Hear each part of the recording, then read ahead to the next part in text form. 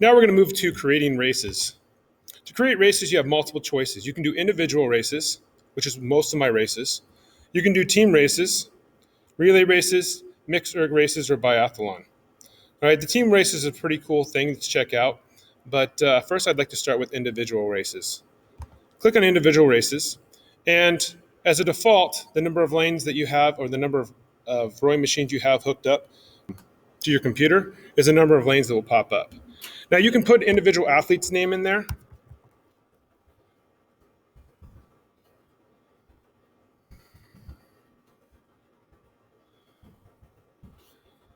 Or you can label teams, like team 1, team 2.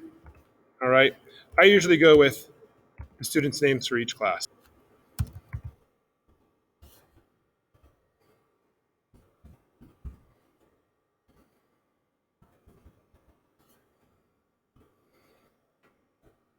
Now from here,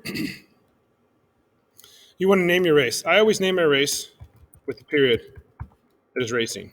If it was a competition, I would name it like high school girls or high school boys, and name it that way. So period 1. And then I'll usually put the whatever the race actually is. So it's period 1, and we're going to do a 2,000 meter. 2,000 meter. All right. You can also do distance or timed races for distance. So instead, I'm going to do a 10-minute race. So it's always in seconds. So there's 600 seconds in 10 minutes. And I just rename it to 10 minute. Now, once you have your race all set up with the length or with the distance or the time, you can also see here that you can do calories, time for calories too. You then go to save and load race. So go down, click save and load race, save it.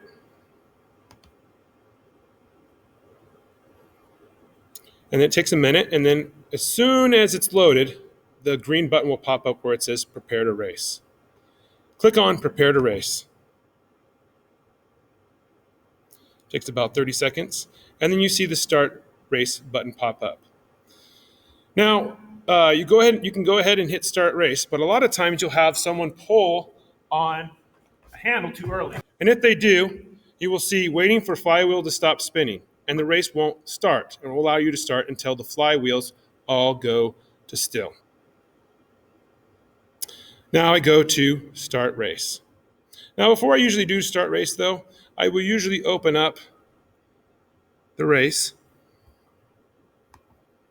All right, make sure the race display is all ready to go. And I will personally move my race display over, out of this main area here, and I move it across to my second screen. So the screen that the students see. This is what they will see. Hit start race. Sit ready. Attention.